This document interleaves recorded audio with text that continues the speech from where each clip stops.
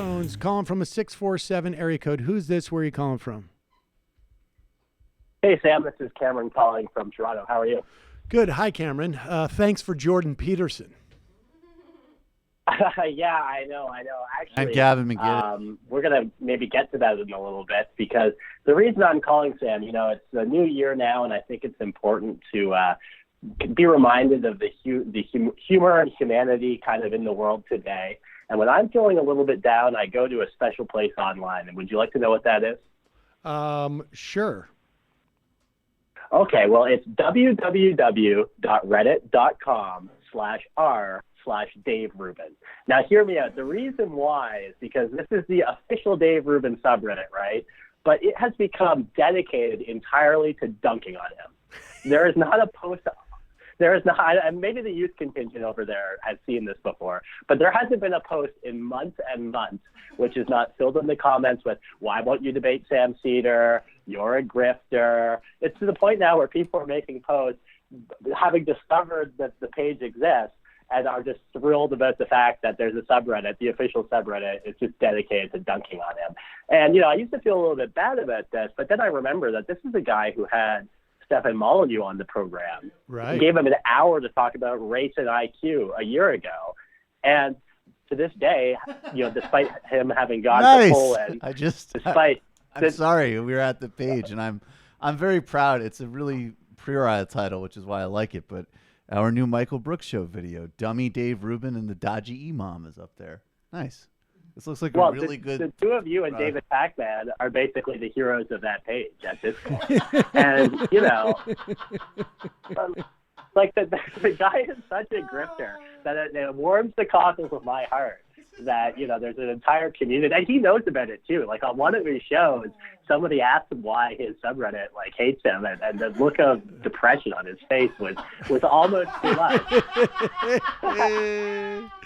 Well, that's really... When you're going to have these guys who are racist on your show, the only response that we have is satire and ridicule, and that's what I think you guys do so well on the program over there. He is willing to have these racists and these types on a show, but I am not allowed because Michael once put up a video saying that he was dumb, and I apologized, and I docked Michael about 2.5 years of pay. And wow, you're even talking about that. I was frankly, of course, I care nothing for material things. I was just so upset that my free speech was violated. I violated his free speech. I was taken off of the battlefield of ideas. I took him. I red carded him on the battlefield of ideas, and yet he refuses to engage with me. But all right, well, let me ask you this. There was a time back when Canada would send us things like John Candy or the Second City or Eugene Levy and the Kids in the Hall, and now you're sending us stuff like Gavin McGinnis and Jordan Peterson. What's going on up there? Yeah, you're not sending us your best. Well, I'm not really sure because, first of all, you have to remember that we also sent you David Frum, right? I'm actually not as critical of those guys as you are, but it's always been a mixed bag. Actually, and come to speak of it, Jordan Peterson and Dave Rubin recorded an episode across from the building I live in a year and a half ago.